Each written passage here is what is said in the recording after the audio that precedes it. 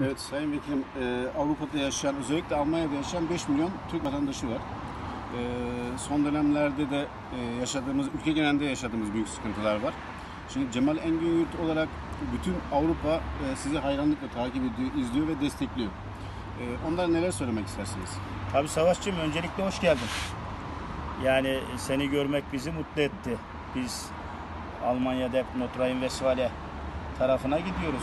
Evet. İnşallah önümüzdeki aylarda da senin misafirin olacağız. İnşallah. Münih'te olacağız, Berlin'de olacağız. Oralara sözümüz var. Almanya'da yaşayan veya Avrupa'da yaşayan gurbetçiler maalesef son günlerde büyük sıkıntılar yaşamaya başladı ve bundan sonra da bu sıkıntılar artarak devam edecek. Nedir bu sıkıntıların başında gelen? Türkiye Cumhuriyeti Devleti'nin Türkiye'deki mal varlıklarını, bankadaki paralarını, yatırımlarını Avrupa ülkelerine bildirmiş olması ve Avrupa ülkelerinin bundan dolayı Arbeisam'dan, Sosyal Amt'tan yardım alan insanlara geriye yönelik büyük cezalar getireceği apaçık ortada. Almanya'da bunu net bir şekilde geçen ay içerisinde, bir haftada gördüm. Vatandaş büyük bir mağduriyet içerisinde.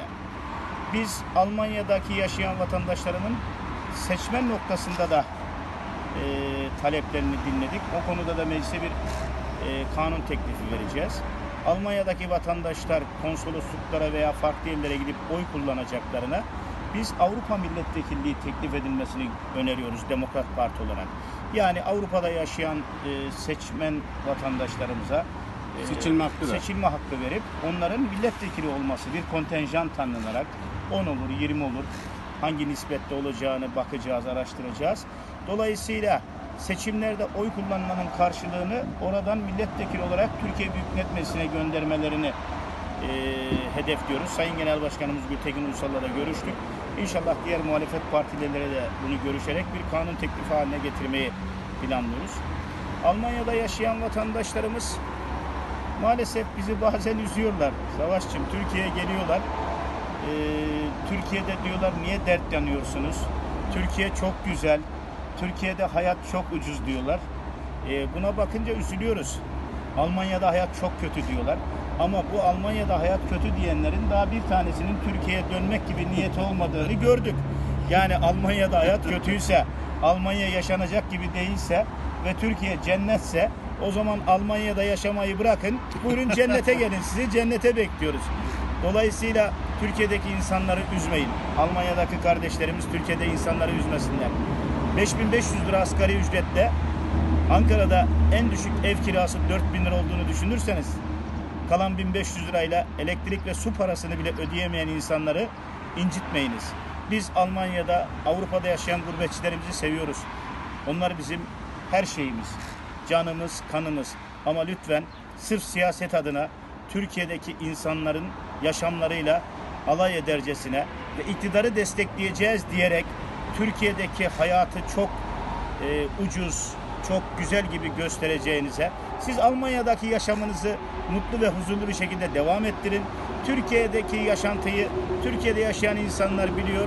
Dolayısıyla geldiğinizde başımızın üstünde yeriniz var. Her zaman değer veriyoruz. Yıllardır değer veriyoruz.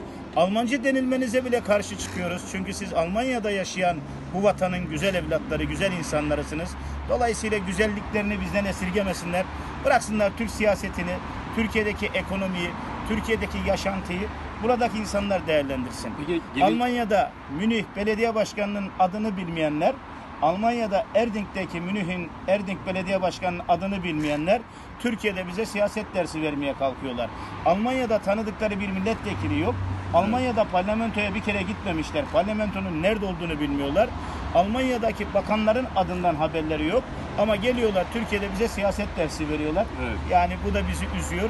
Birbirimizi üzmeyelim. Biz Almanya'da yaşayan gurbetçilerimizi, Avrupa'da yaşayan gurbetçilerimizi seviyoruz. Siz de bizi sevin. Siyaseten birbirimize düşman olmayalım. Parti Allah ayeti değil, parti hadis değil. Esas olan birliğimiz, beraberliğimiz, kardeşliğimizdir. Esas olan komşusu aç iken karnı tok yatan bizden değildir anlayışına uymaktır. Ve en önemlisi esas olan haksızlık karşısında susan dilsiz şeytandır hükmüne uymaktır. Onun için size haksızlık karşısında susmayın demeyi tercih ederiz. Çok teşekkür ederim sana. Ben teşekkür ediyorum. Herkese saygılar, selamlar.